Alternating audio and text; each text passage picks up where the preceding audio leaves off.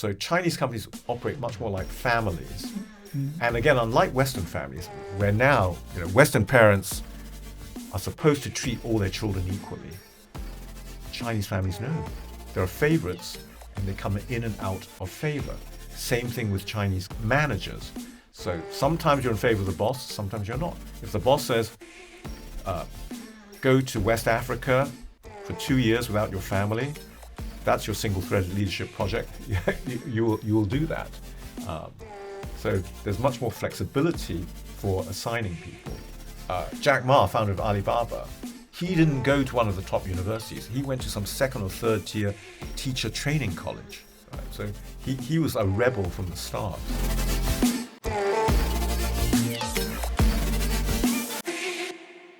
Greetings. This is Professor Ravi Sarathy at the D'Amore McKim School at Northeastern University. And welcome to the International Business Today podcast. For those of you that have been listening to us, as you know, we try to focus on international business topics of great importance to multinationals, to students of international business, and to those who teach international business. My guest today is Professor George Yip, a specialist in global business strategy and particularly Chinese companies and Chinese business practices. George, hello, Ravi. I'm delighted to have you here. Professor Yip is a professor emeritus of the Imperial College in London, and he has worked and taught and led business schools at many other places, at Harvard, at Georgetown in the U.S., over at Judge, I think it is, in Cambridge University. Cambridge University, and at CEIBS, which is the China-Europe International Business School in Shanghai. And he has consulted for many major multinational corporations and written numerous articles, many of which have appeared in the Harvard Business Review. And he's written several books. His book, Total Global Strategy, is widely used in business schools, and his most recent publications both deal with China, with Chinese innovation from imitation to innovation, and then more recently on Chinese innovation and retail innovation strategy on how China is now a major competitor and how we can learn from China. And so I'm delighted to have Professor Yip here. You're an expert on global strategy. Can one speak today about global strategy without bringing China into the equation, both as an essential element of how strategy is shaped and as an exemplar of the practice of good global strategy? Well, one of the key prerequisites one of the key requirements of having a global strategy is that you operate in the most important economies in the world. And China is the second most important economy in the world. So it really goes without saying that almost every company in every industry needs a China strategy.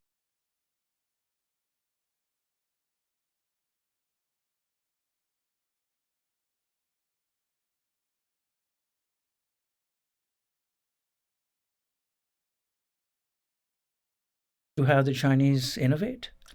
Yes, it is different in some ways. They had to start from zero because, the Mao system had sort of zeroed out the economy, and the revival from 1978, early 80s onwards under Deng Xiaoping meant that they were creating commercial markets from scratch. So they had to do innovation from scratch. So initially, their innovation was more adapting Western and Japanese and Korean products to the Chinese market. So this kind of incremental innovation. But pretty soon, they started to create products that were unique and then that were good enough to export to the rest of the world as well. Now, what are some of their special characteristics? One, you'll find that they've applied their labor cost advantage from manufacturing to a labor cost advantage in R&D as well. So the difference then is that they can put more R&D staff than can Western companies, for example. A very specific case, we were talking to a pharmaceutical company who said that while in the West, a pharmaceutical company looking at 6 possible formulations might test just 1 or 2 of them because of the expense. In China, they'll just test all 6. Right? So this is like a you might call it brute force method, but it's applying larger numbers to innovation, which then also ties in to the Chinese approach to everything, which is faster. So China just does everything faster. And they also like to fail fast, which is more possible in a large growing home market. So they try more things quickly, cheaply, fail fast, move on to the next thing, and keep coming up with the innovations. Another reason is that the market is so big, there are so many competitors. While in the West there might be, 3, 4, at most a dozen players in a sector. In China there might be hundreds. So you get this kind of swarm innovation effect as well. Now, most people, when they think of innovation, they think about product innovation and process innovation. But you particularly emphasize areas like organizational and customer innovation. So why did you emphasize these additional dimensions as essential to Chinese innovation practice? Well, because they have not been used so much by the West or by Japan and Korea. So the Chinese initially started with product innovation and process innovation, but then they quickly added business model innovation, which is you take a Western business model and then adapt it to the Chinese conditions. And you see this in everything, including ride hailing, adapted Uber to the Chinese market, and then Uber failed in the Chinese market because the Chinese adaptations were much more suited to the Chinese market than whatever Uber could offer. So a lot of it is business model innovation. But now we also see organizational innovation, where in our latest article with Catherine Seen of CEIBS and Mark Grieven of IMD Business School in Switzerland on management innovation, where the Chinese have an approach to solve the autonomy dilemma. So in Western companies, if you give autonomy to executives, they tend to run away with it and do things perhaps the center wouldn't like. So what we discovered is that the Chinese do give autonomy, but within a framework that we call DIDA, digitally enhanced directed autonomy. So it's focused autonomy, and it's monitored digitally and also enabled digitally through, a lot of their systems now are that small teams can come up with ideas and then access the company's resources through a platform. And then what they do with it is also monitored through the platform and the rest of the digital ecosystem. So they manage to be both large and nimble at the same time. Interesting. Digitally enhanced. Directed autonomy. Okay. Now, traditionally, and even today probably, China is known as the world's factory. So given your comments, would you now say that it's the world's research lab? And how did China go from being an imitator and follower to becoming this leader where it's now the source of new knowledge in areas like solar panels, for instance, or batteries for electric cars? Yes, it's only the leader in some sectors so far, but the government is very ambitious for it to become the leader in many in many sectors. And the way it worked really is that they started out in manufacturing, and this was told to us by, for example, one of the major appliance companies. They said, initially we were private label manufacturers. We didn't spend money on R&D. But as we grew bigger and we started making a lot more money, that generated surplus to invest in R&D. So that's the sort of, from manufacturing success to generating surplus funds to invest in R&D. Plus, at the same time, the government was building up an innovation infrastructure through the universities, through innovation parks, of which there are many in China, and investment in fundamental technologies. And then also the Chinese, you'd mentioned being customer focused. Chinese are probably more customer focused than nearly any other country in the world in terms of the companies. And so they follow the customer's needs very closely and innovate that way. So an interesting example is Huawei, right? So Huawei, the world's leading telecoms company, and they now have technological innovations such as 5G where they lead the world. But they started out with quite low-level innovation that was customer focused. So early on, they were serving a customer in the Netherlands. Now, the Netherlands is a crowded country. They realized that there wasn't much space in the offices to put in all the telecoms equipment. So their simple innovation was to put the bulky stuff on the roof of the building and the controls, etc., inside the offices. That's a very customer-oriented innovation. And indeed, Huawei is well known now for having created JICs, Joint Innovation Centers, with all their major customers, where they co-innovate with the customer. And again, this is possible because Chinese companies have less expensive R&D staff, and they have cheaper manufacturing capability. So they can throw R&D at the customer problem, co-innovate, and then manufacture the solution. So you're really saying that there's an ecosystem behind Chinese innovation, not just melding different technologies and talent, but also finding the capital and then bringing the customers, as you say, co-innovation, jointly innovate and provide them. Though I suppose the interesting thing would be, how does a customer then say, if I'm helping you innovate, this idea should not be shared with my competitors? Something like that might happen, I suppose. Yes, I mean, that does happen sometimes. But in so many cases, there are, the customer situation is sufficiently different that they're happy to have something created for them. So the Chinese have always been very pragmatic. So not for them, Xerox PARC, famous for creating innovations that were not commercialized. Again, I think going back to the example of Huawei, in the early days, they had innovation scientists producing things that were not commercially viable. So the founder called in the scientists and he gave them the little prototypes they'd made. He said, here's a prototype. Please take it home and remember this, because it's of no worth at all in the marketplace. So it's a very powerful message that they should. Now, China particularly has a very strong national interest underlying the bedrock, really, of their economy. So how important is this desire to make sure that the national interest is always kept paramount? And as you mentioned, there's a strategic plan that says we want to be a global leader by 2049 in one of their strategic plans, right? So how does this shape or continue to shape Chinese innovative edge? I think it's a big advantage because the Chinese system thinks long term.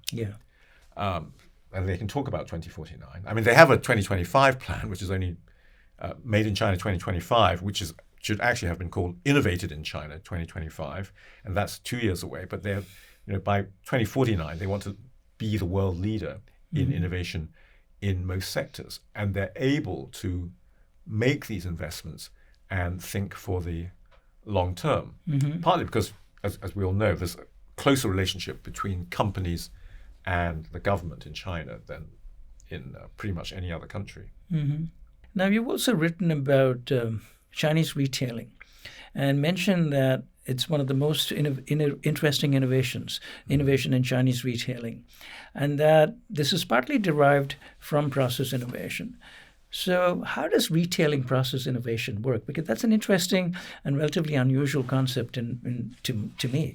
And you've talked about companies like Alibaba, Tencent, TikTok. Are they all part of this kind of retailing process innovation advance? Well, a lot of it is a lot of China's retailing innovation is based on digitization, on digital. So the 5 things that and we published an article about this in Harvard Business Review in 2021, I think, and then that was actually selected as one of the must-reads for this year by Harvard Business Review. We were very happy about that. So again, that was an article with Mark Grieven and Catherine Sin, whom I've mentioned.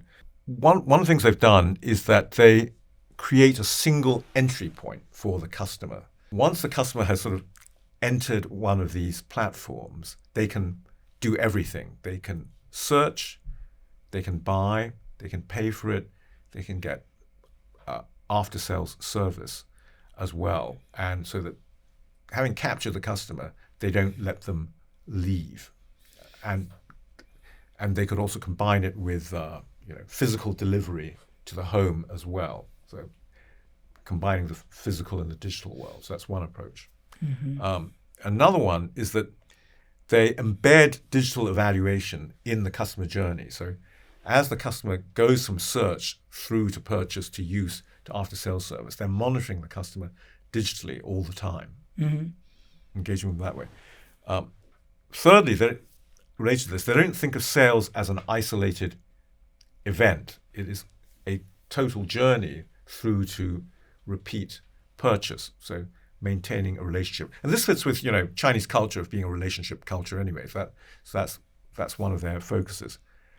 Fourthly, they have rethought the logistical fundamentals, and I mean they've been fortunate in one way. They were able to solve the last mile delivery problem because of the low labor costs and the migrant workers in the cities. They've been able to get deliveries done very quickly and cheaply on a bike. When I was at the business school in China, I remember ordering something from the local equivalent of Amazon, and it would be there in 2 hours because somebody had delivered it on a bike, and or rather my secretary, would then pay for it in cash, because China back then was still it moved very quickly away from that. But back then, 10 years ago, it was still cash oriented, but you could get this immediately.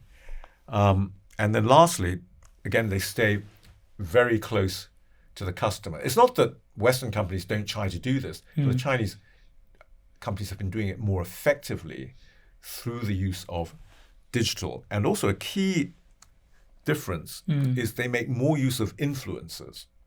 Everyone is aware that influencers are biased in favor of the products that they're promoting. And in the West, there's some negative views about this. But in China, it's almost seen as a positive. The influencer is viewed as a friend of the customer. So this is really, to some extent, related to the super app idea, right? That Alibaba and Tencent and Baidu perhaps, TikTok certainly, they've all developed these super apps which allow you, as you say, to hang on to the customer, and the customer has no need to go anywhere else because everything is integrated into one platform. Is this super app peculiarly or uniquely Chinese? Or is there some way that other competitors outside China can imitate the super app idea? I think as usual, I think China had second mover advantage. Right? So they didn't have the existing competitors, the installed bases. So conceptually, Western companies could get there, but we already have lots of different credit cards owned by one set of institutions. For example, retail outlets owned by another set of institutions, and so on. So have to find some way to get them together, and again, without violating antitrust also. And that's an interesting thing because antitrust in China allows the emergence of these very large, very dominant companies. So that between Alibaba and WeChat, Alipay and WeChat Pay, I believe about 90% of all payments were channeled through those before perhaps China became alarmed by their impact on the financial system and their perhaps growing power. Yes, I'm just thinking about this as you mention it. I think one of the reasons why the Chinese government is less afraid of overpowerful companies is because of the control of the Chinese Communist Party, including a chapter in every organization above a certain size, and the size keeps getting smaller and smaller. They can intervene at any point. So any company is operating at the license of the government, i.e. the Chinese Communist Party. So if someone gets too big, or too powerful, as we saw with Alibaba, Jack Ma, they can intervene immediately. It doesn't have to go through multi-years of litigation. We all know the disadvantages of that in terms of freedom, etc. But it has its advantages in how they relate to their companies. Now, in international business and global strategy, culture is seen as almost like the atmosphere, that you don't see it, but it's there and it's critically important, cultural differences.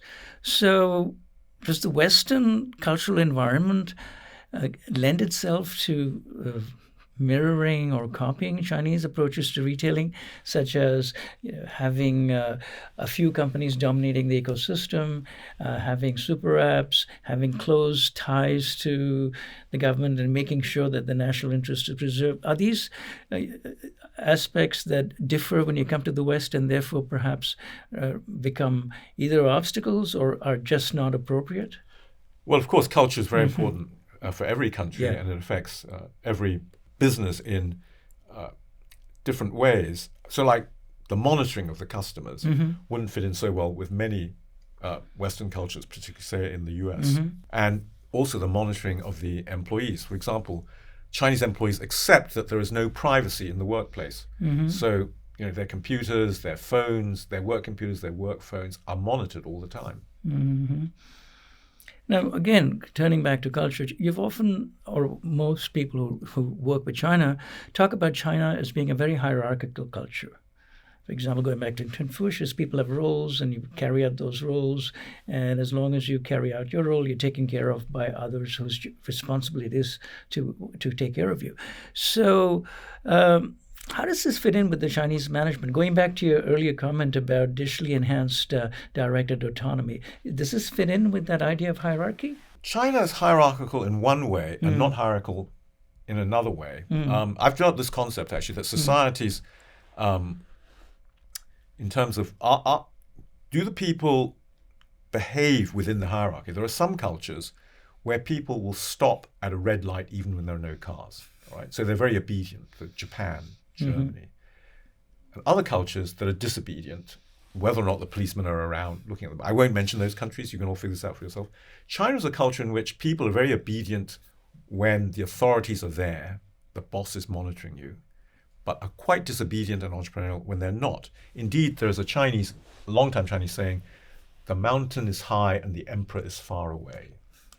So it's quite possible to sort of unleash this entrepreneurial, rule-breaking culture in China. In fact, it's no surprise that the most innovative companies in China are the private ones. It's not the state-owned companies. Furthermore, the heads of these private companies are often people who have not been super successful within the system. So Jack Ma, founder of Alibaba, he didn't go to one of the top universities. He went to some second or third tier teacher training college, right? So he was a rebel from the start. Now, going back to directed autonomy, what does it do to the ability of management to rise in an organization if you're constantly be given one specific project to take care of and in a sense relieved from some of your other responsibilities? Do you then find, in your opinion, based on your study of companies, is it easy for management to constantly switch between being focused on one project versus having a higher or broader set of responsibilities? What we talk about there was just specific projects, and managers don't do that all the time. Okay. It's the single-threaded leadership. In fact, it turns out it was something that Amazon... That's a great phrase, by the way. Actually, it comes from Amazon. I don't know if they use that phrase, but we call it single-threaded leadership. So within Amazon, Jeff Bezos would say to people, just focus on this one project. That's how, for example, he developed Alexa. It had its disadvantages because then all the different parts of Alexa didn't communicate with each other that well, but it got people focused. So the thing about Chinese managers, let me start with Western managers. When you give a Western manager a job title like VP of Marketing or country manager for Brazil, they think they've got certain rights to their job, right? And China, just because you're given a title, it's much more flexible. So Chinese companies operate much more like families. And again, unlike Western families, where now, Western parents are supposed to treat all their children equally, Chinese families know. There are favorites, and they come in and out of favor. Same thing with Chinese managers. So sometimes you're in favor of the boss, sometimes you're not. If the boss says, go to West Africa for 2 years without your family, that's your single-threaded leadership project. You will do that. So there's much more flexibility for assigning people. So although we hear about being boss-oriented, some others, Peter Williamson talks about the huddle and act approach, where people huddle around the boss and they decide quickly and move quickly. So it's not just this sort of top-down. So how might a Western company adopt facets of this idea of digitally enhanced directed autonomy? Is it possible? Yes. I mean, there's certainly ways to do this. I think, indeed, embrace the use of digital to give more autonomy to people and be less focused on the short-term results. There's a nice specific example. So General Electric sold its major appliances division to a Chinese company, Haier, the world's largest major appliances company now. So I heard the new head of GE appliances, talk about the experience. He said, first of all, after Haier bought GE appliances, they made me CEO. Previously, the CEO would have been an MBA type. I shouldn't say this perhaps in a business school, been focused more on the finances. Instead, they chose me, a technology guy, because they were more focused on the technology and developing the products. And indeed, my new boss in the company said, don't worry about the money.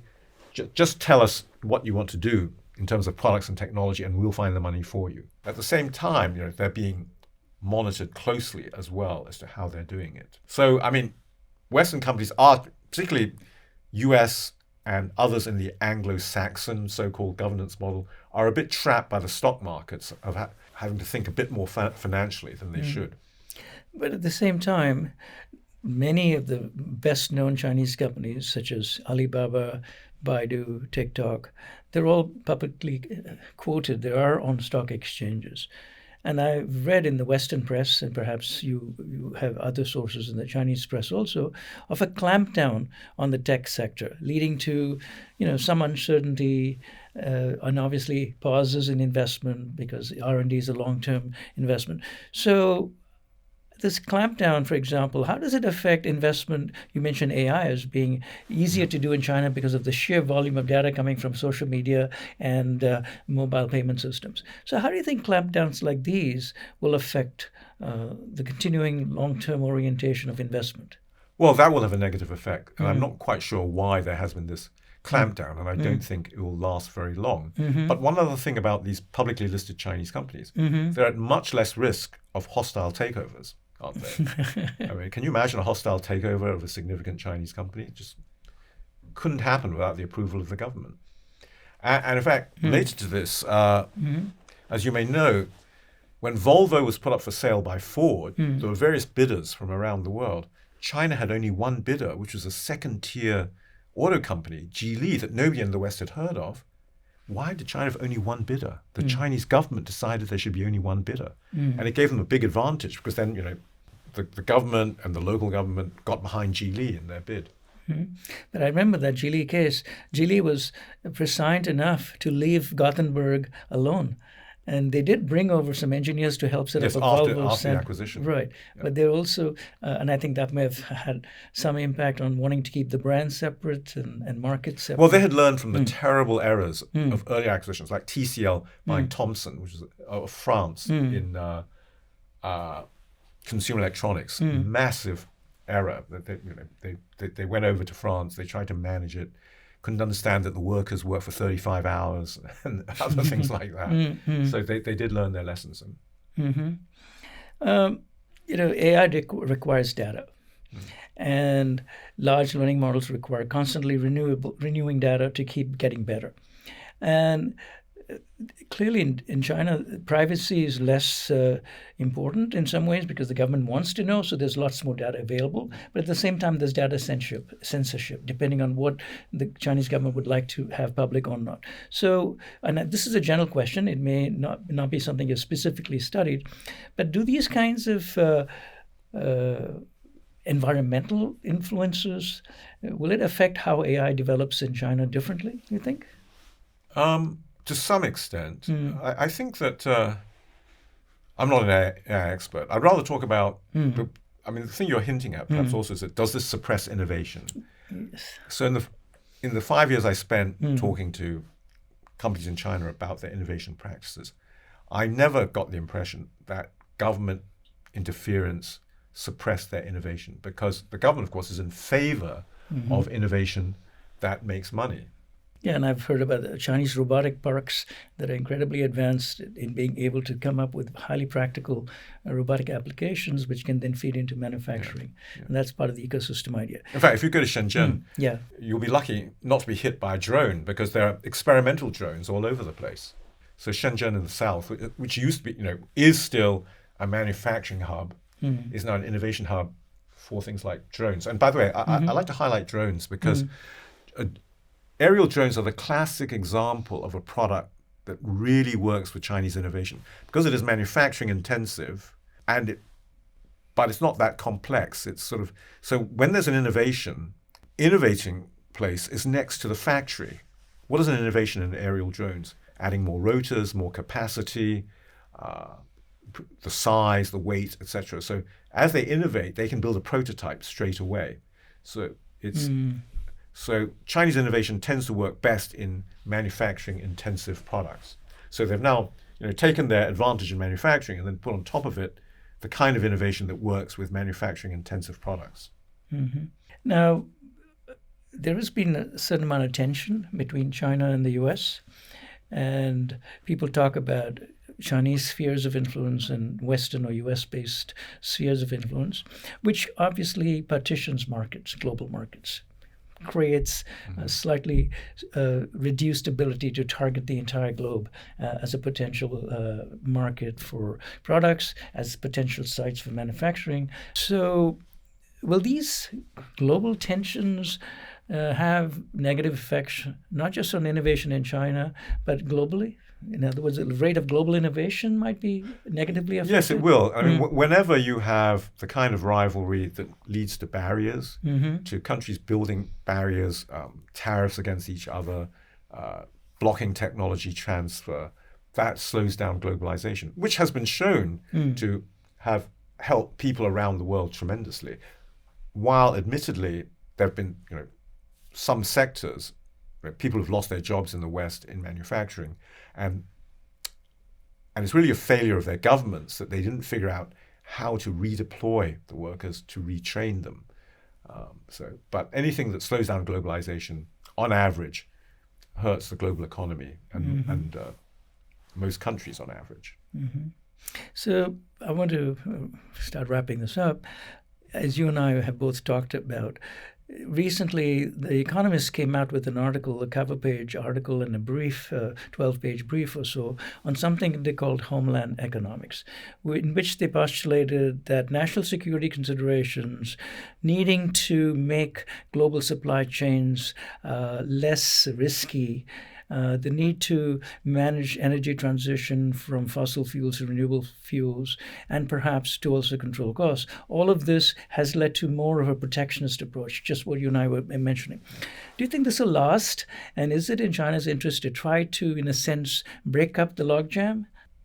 Well, I certainly hope it won't last. And it's related to political situations in China and much more so in the US, I would say, and also within the European Union.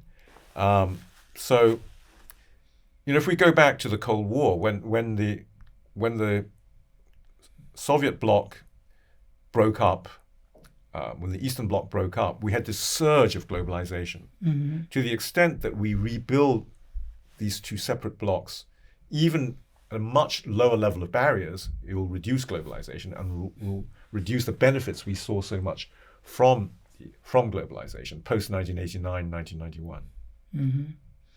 So then, to conclude, what would be some advice or 2 or 3 major points that you would suggest to Western companies based in the US and in Europe, about thinking about China and learning from China? Well, I think the major advice is that you still have to pay attention to China, pay careful attention to China. If you want to sell in China, so long as you're bringing something that China doesn't have, you'll be welcomed with open arms. And this means really continuing to innovate yourself so that you are keeping ahead of what Chinese competitors are providing. That's on the selling side. Then on the manufacturing side, of course, we all this talk about friendshoring and security of supply. I think it's clear that you cannot rely just on China now, but on other areas. Although even if you go to Vietnam, a lot of what the components that Vietnam's putting together are still coming from China. So you haven't de-China'd altogether when you go somewhere like Vietnam. And then lastly, you really have to plug into the Chinese innovation ecosystem because it is increasingly innovative. So you just can't ignore it. One last piece of advice is that you could reduce the risk of operating in China, for example, by when you invest in assets there, financing it not from home sources of money, but from Chinese sources of money. So, for example, finance a new factory with loans from Chinese banks so that if something happens and the factory is nationalized, more of the risk is held by Chinese entities rather than by yourself. This is what some Western companies are starting to do. Mm-hmm. Well, thank you so much, George. That was really, I think, helpful for entire audience to think about China in a rational fashion and to appreciate how much China has accomplished from 1980 onwards when they first opened up, and how they will still continue to be a major influence. And so, for better or for worse, you have to think about China as a central component of global strategy.